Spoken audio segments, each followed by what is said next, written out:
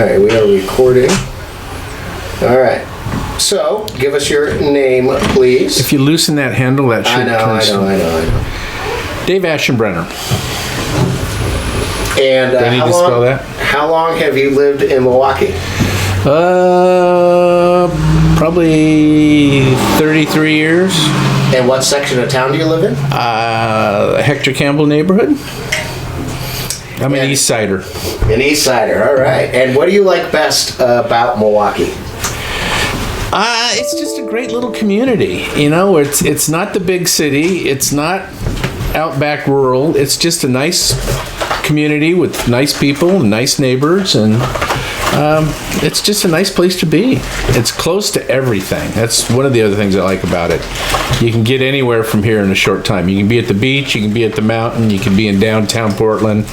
It's really accessible. Forgot my glasses. That sucks. Great. And why did you come to Milwaukie?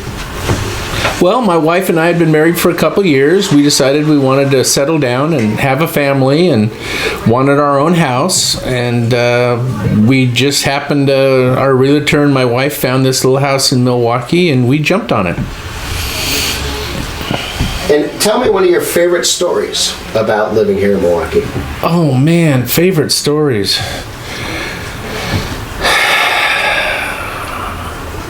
That's a tough one. I have to think about that one for a while. I'm not. The biggest thing I can think of is it's not really a story. I don't know. I have to think about that. That's a tough one. Here afterward. Okay, could you do me a favor? So the reason why we're filming this is for a birthday present to City Council. Could you wish Milwaukie a happy birthday? Happy birthday, Milwaukie! Happy birthday! Oh, very nice, very nice. So let's talk a little bit about you. You have quite a history of volunteering in the city. So I'm going to highlight on a few of them that I am aware of. So let's first start off with Hector Campbell Chair.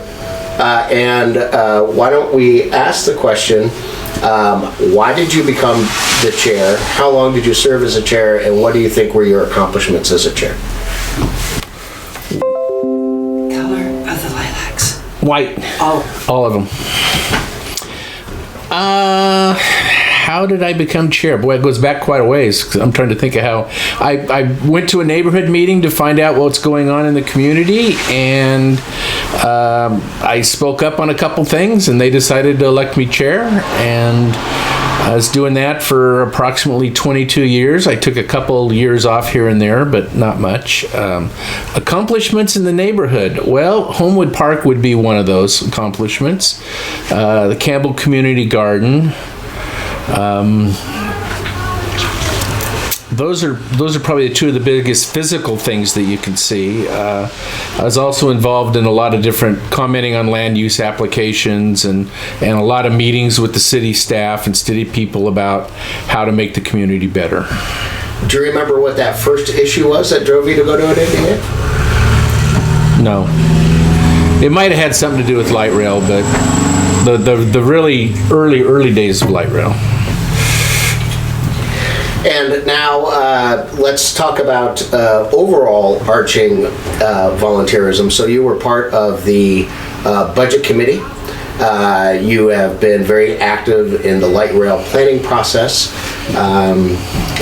You are known as a busybody around town. Can you talk about your other volunteer directly with the city? And I'll get to CMI a little later.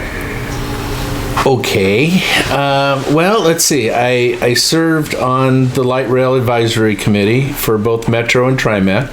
Took about 20 years of my life. I was involved in the what was going to be the development on the City Hall parking lot that did not happen. I sat on that advisory committee looking at the projects and talking to the possible developers and making a selection on that. Riverfront Park, I was involved in helping work on Riverfront Park in the early days. I did stuff with, oh my gosh, what are the projects? South Downtown? South Downtown. Oh yeah, I got to include South Downtown. That was a big one. And I think there's just a lot of small things too. Little, why are you doing it this way? Why aren't you doing it that way? Sort of discussions with city staff and trying to understand their philosophy of how they want to develop the city and how the rest of the community wanted to see the community develop. The Milwaukie Days parades, the other events around town. There's just a lot. Milwaukie Historical Society is one of those. So there's just a lot of little ones. I can't remember them all. So when you're on the boards and commissions and the volunteer work that you do directly with the city of Milwaukie, you mentioned that that you're do you look at yourself as a liaison, an activist, or a pacifist? I kind of think myself more as an activist. I like to take a thing and run with it and find out what we can do and what we can't do and why, what the problems are, and try to find solutions to those. I like to advocate for the citizens of the city more than the city advocating for the city itself. But there has been some of that. I have gone and I think I've testified once or twice on behalf of the city, supporting an issue that the city's taken to other jurisdictions. But most of the stuff has been really building community, and that's really kind of what I've enjoyed doing, is the stuff that builds the community. Now let's talk about Celebrate Milwaukie. How long have you been a board member on CMI? I keep trying to think back to the beginning of that, when that all started. Were you one of the original board members? No, I was not one of the original board members. I was in the second round of board members. The original board members hunted me down and drug me into the group. And then explain what Celebrate Milwaukie does. Well, the mission of Celebrate Milwaukie, Inc., Incorporated, is a nonprofit that generates revenue from the farmers market to turn around and give back to the community in the form of grants. So neighborhood associations, groups in Milwaukie, and since the city even has benefited from CMI's grants. We run the Milwaukie Farmers Market. It used to be called Sunday Farmers Market, Milwaukie Farmers Market. The revenues we take from that, we put back into the next year's market, and then we turn around and give out grants to food banks, holiday gift baskets, neighborhood parks, other improvements around the community, Riverfront Park, all that kind of stuff. So it's a small group of people that really want to be able to find a way to find some money to give back to the community. So it seems like as a longtime resident of Milwaukie, and all of your volunteerism, you would think that you would get rewarded or recognized at one point in time, and you did in 2015? 15 or 16, I'm still not sure. I keep trying to figure that one out. And how were you recognized or rewarded? They had a Volunteer of the Year program, the Ed Zumwalt Volunteer of the Year program. I think I was the third recipient of the award. They had a party. They announced the Volunteer of the Year. Everybody got together. It was a Hawaiian theme, I think, when I did that. They marched me up on the stage and gave me read a bunch of stuff about all the stuff I've done, and then presented me a nice wooden plaque that said Volunteer of the Year for my service to the community. And how did that make you feel that the residents of Milwaukie that nominated you, and then City Council that granted you the Volunteer of the Year, how did that make you feel, and did it make you appreciate your volunteerism more? It did make me appreciate the volunteerism more. I'm one of those guys that's not really looking for recognition, so it was a little, it's like, yeah, I appreciate it, but I really wasn't looking for it. And I am glad that I was selected to be a Volunteer of the Year. It's a good way to recognize people in the community. It really is. There's a lot of good people out there in Milwaukie doing a lot of good things, and recognizing them in a formal way, I think, is a good thing. Now let's talk about the Milwaukie Historical Society, and which you have been the president of for 10 years almost, I think. Is that? When you became president, what were some of the driving goals that the board had set forth? Well, it was, when I got on the board, it was kind of interesting. I'm trying to remember all the details back then, but it's basically to find a way to enhance the museum, to enhance our history, make it so it's easier for people to come in and find information and do research for projects. Our original office space and research center was just a closet, not even really a closet. It was so hard to find information. So over the years, I think we've taken it up a step. More than just a collection of things, it's now a story, and we can tell the story. We can help people find the stories of Milwaukie now.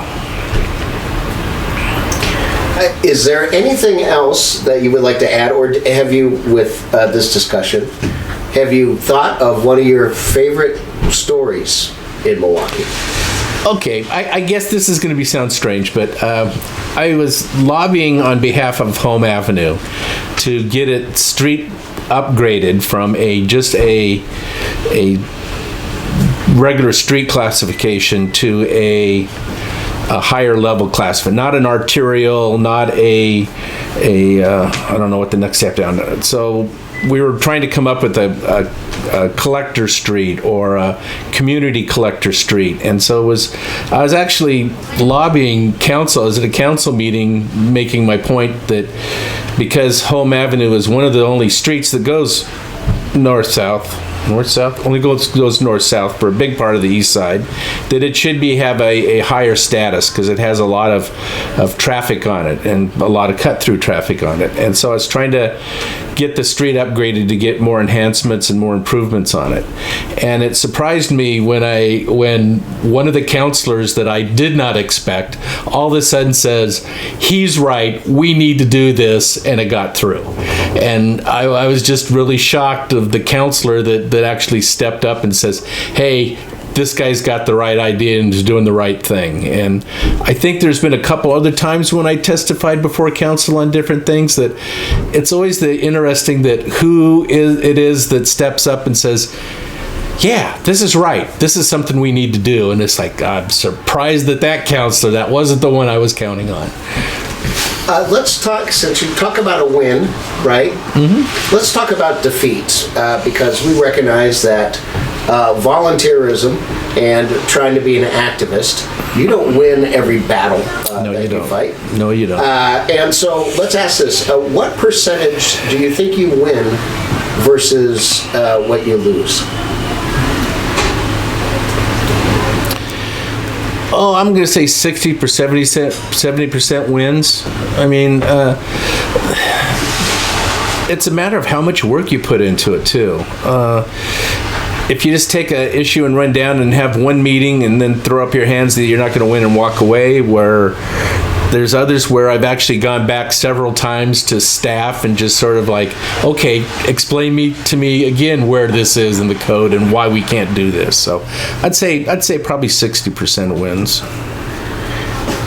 So tell me about one defeat that you had that you wish that would have been accomplished, or something that was taken away that you accomplished.